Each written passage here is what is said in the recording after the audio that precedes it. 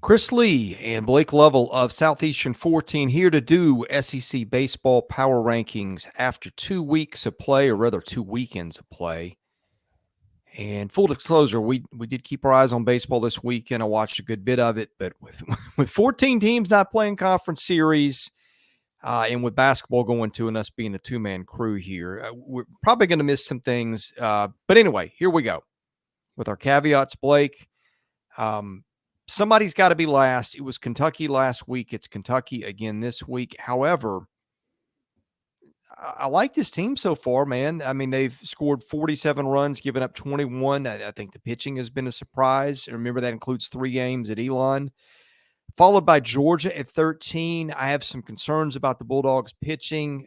Seeing a lot of the same stuff I saw a year ago, but the Bulldogs have got an experienced lineup, and it's gotten a little better. And then Blake at 12, I've got Mississippi State, did you check Mississippi State baseball Twitter this weekend?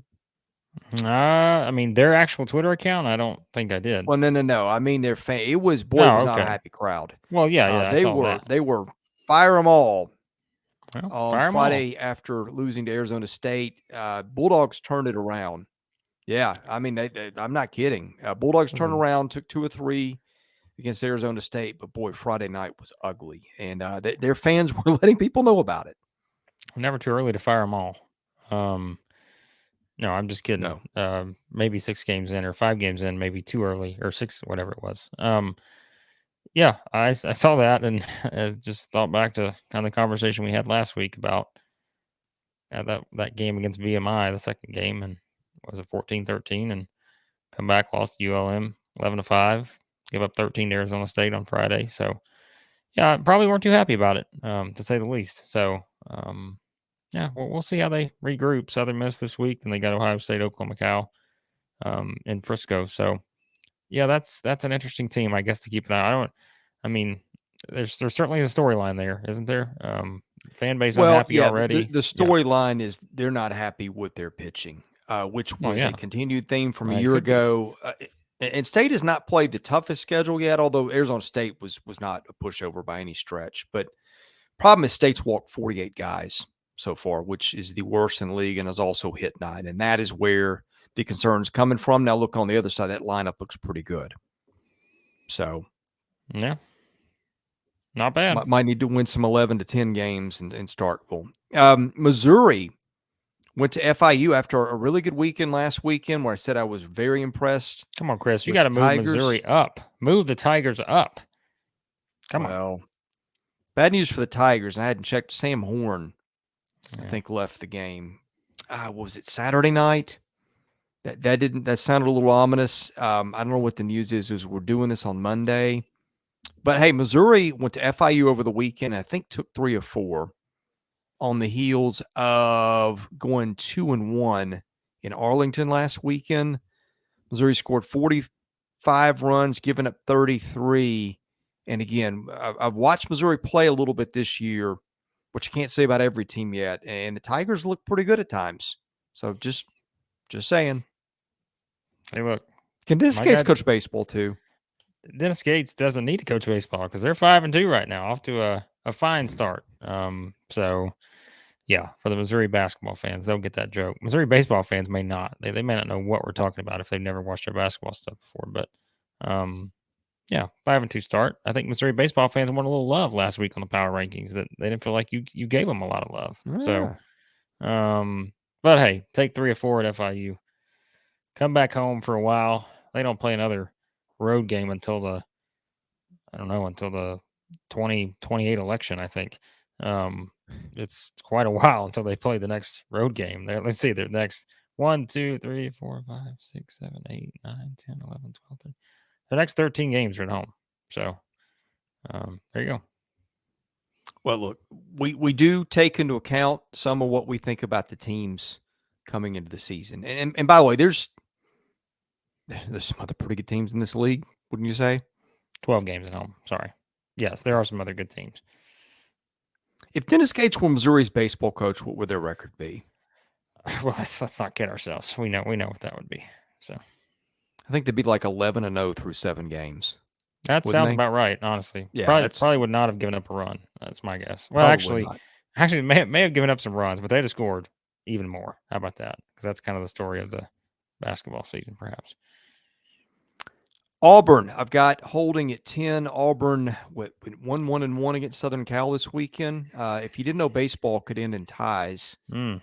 he had several games that ended in ties this weekend.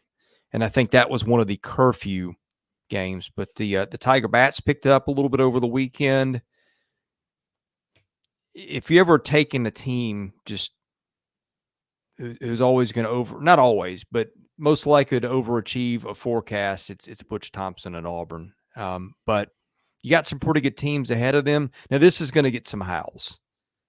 But you got some teams ahead of this team that are, preseason top 5 places or played really well. I've got A&M at 9. After losing 2 games to Portland and coming that close to losing another game.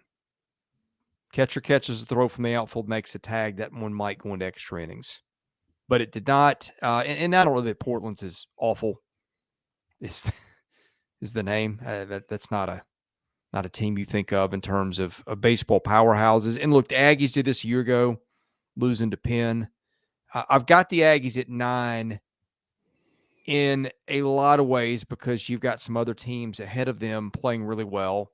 Next of which is South Carolina, which hasn't played much of anybody yet, but has got a plus 70 run differential and is 8-0, followed by the other unbeaten team in the league, Alabama, which is also 8-0 and has only given up 21 runs, which I think is the 3rd lowest mark in the league behind South Carolina and Tennessee. Look out for Alabama, man. Alabama never can catch a break. There's always an injury in there or something that goes wrong. But they're kind of due, Blake. A lot of dudes back in that lineup, and they're pitching really, really well. Well, I mean, look, like you said, in rankings, you have to take into account what you thought coming into the season, at least this early. But you also have to look at what you see in front of you. And like you said, for A&M, that recent trend has not been good in this past or last week specifically. So, and then let's not forget, we talked about this last week. They've also got the Shriners Classic coming up this weekend where they'll play Louisville and Texas Tech as well. So, yeah, I think it's understandable because, like you said, you have to.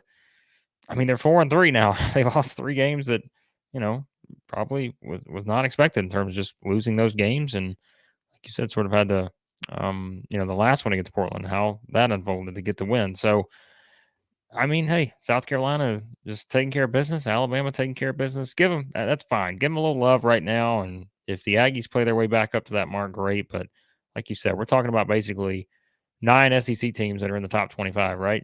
So, I mean, it's like not that much to separate some of them, and so it's fine. Yeah, look, and if your team does the work, it's going to get the credit. It's Yeah. just early. Okay, number 6, I made a switch here. I flipped Arkansas and Vanderbilt. I've got Arkansas at 6 this week, Vandy at 5. Arkansas lost a laugher to Eastern Illinois on Sunday. Vanderbilt took 2 of 3 from a really good UCLA team. Vanderbilt's pitching came back around this weekend. Arkansas is having some issues with pitching. Look, Dave Van Horn always figures it out. But right now, Vanderbilt has probably got the best resume in the SEC. 2 wins over UCLA. A win over Oklahoma State and a win over Texas that may not end up being worth anything. But Vandy, pretty impressive this weekend in getting one of the 2 best series wins the league had. The other one went to Ole Miss. Blake, I don't know if you watched highlights or Twitter, but my goodness, there were some fireworks in that game. There was some grandstanding after home runs. It was a walk-off run rule Sunday game against a top 15 or 20 Maryland team.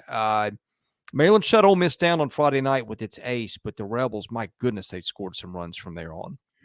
Yeah, and talk about Vanderbilt, they got Maryland coming up this weekend, of course, in Minneapolis. So yeah, 1 game against Maryland. So that will be, compare opponents if you'd like. But yeah, you one thing stood out. You talked about Vanderbilt's wins, and the win quality is there so far in terms of what they've done with those. And so yeah, I think it's makes sense with that. But Ole Miss always entertaining, I think is a good way to put it, and they certainly have been to this point this season. So Yeah, what they've scored at least 10 runs in 5 of their 6 games to start the season, or 6 to 7. I can't add anymore. I think it's 6 of 7.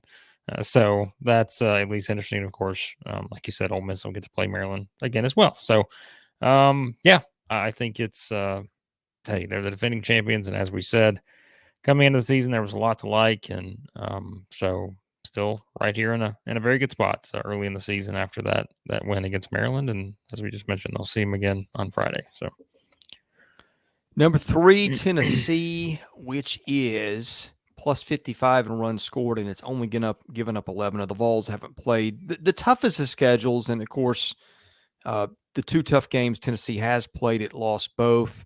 Tennessee beat up on Dayton and Alabama A&M. You got the ongoing Tony Vitello and Maui Ahuna situations. they're back, baby. Oh, okay. We're doing this Monday afternoon. This literally just broke about 5 minutes ago as we were recording. So okay. they're back. Well, there you go. Well, those are no longer up in the air. I think that would bolster Tennessee's team a good bit, as you know, getting All-American shortstop back. Anyway, the Vols at number 3, based on the strength of pitching, 11 runs is the league low so far. I've got my number 2 and number 1 the same as I had them last week. Florida, plus 70 run differential. The Gators getting it done on the mound and at the plate, where the 102 runs lead the league. And LSU, which had a not so good loss to Iowa against a kid that threw 101 miles an hour, who is a receiver on their football team. Kid walked 8, and I think left the game not having to give up a run, although a couple of runners scored. I think that game was 12-4 on Saturday, but that's the only game that LSU has lost so far. The Tigers have been without Trey Morgan a little bit with the minor injury. Tommy White, they've been without him a little bit. He's back. Of course, had some injuries in the pitching staff. But LSU preseason number 1 and 1 loss to Iowa. And Iowa's a fair program too. Let's not get it twisted. Anyway, no reason to move those 2 top teams, and so that's why we kept it this week. Yep. I think the most interesting thing moving forward, Florida's got Miami this weekend. Should be, I think, interesting. So always an interesting series. Yeah, always entertaining, I think, there. So that's certainly one that I've got circled if you're, if you want to start making that push, if you're Florida. And like you said, LSU, no really reason to move them right now, even with 1 loss. So yeah, that could be a nice boost for Florida, obviously, if we're just talking power rankings. And then, of course, Tennessee, getting a star player on the field, that should help the Vols too. So. All right. Thanks for watching our power rankings. Be sure to hit that subscribe button anyway, and hit the like button too. Those things help us. Subscribe costs you nothing. It's just basically a follow. He is Blake Lovell. I'm Chris Lee. We're Southeastern 14. We'll see you again soon.